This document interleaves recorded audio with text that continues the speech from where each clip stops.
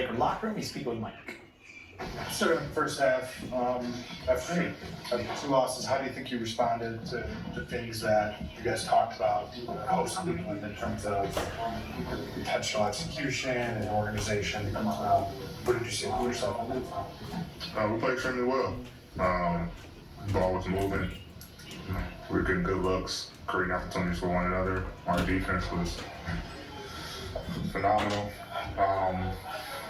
Everything that we talked about, from our two losses, we went out executed in the first half, and we played like that. It'll be a tough team to beat. Second half we had slippage, but the first half was a great response for how we want to play. How did you guys use the time between Cleveland and clean stuff up? Film and practice. We had film and practice. How much of that was, kind of JJ going through the stuff, and how much of that leaders of the team kind of taking the accountability, the ownership, and kind of recognizing what was missing? Yeah, it was both.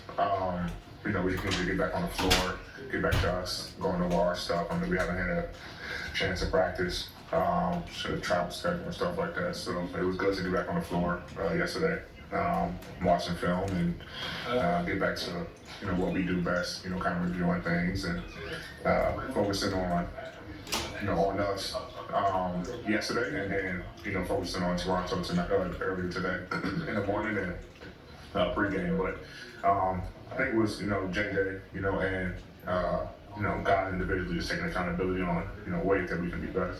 JJ just limitation a little bit, so I'll say LeBron start second and fourth, and you and D'Lo pick once you got in the first and third quarters.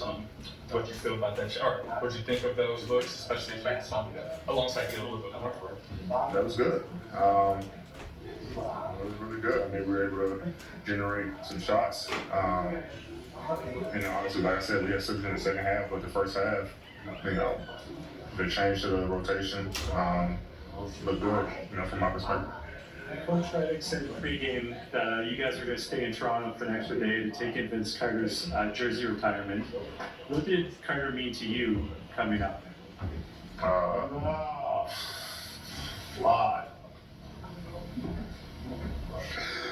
Honestly, just his ability, high flying, to be completely honest, I didn't watch, much of Vince growing up, but just playing against him, my time in the league, obviously he's, one of the greats, to play, especially here in Toronto, and then was able to turn his career, being a shooter toward, the later parts of his career, but what he was able to do on the floor, especially, always highlights, with his, jumping ability, definitely was a major attraction for, especially guys, like me who are shot blockers and see him coming down the lane, you kind of, make the business decision and get out the way or get dunked on because, he wasn't really missing. So, just seeing that up close for the time he was able, I caught the later end of his career, but the dunk contest and everything like that, you kind of,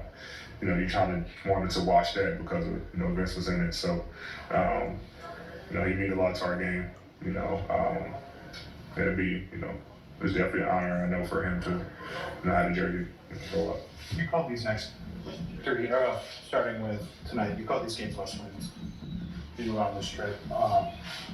Why do you feel that this early in the season? And what kind of trust do you have in this group to put something like that out there and say this group respond? Because we need to win games. We lost 2 in a row. We lost, beating ourselves. So, I think we're very capable of, putting pressure on ourselves to have games where it's a must-win. And I like the way we responded coming out of Cleveland, when we were just awful on both ends of the floor.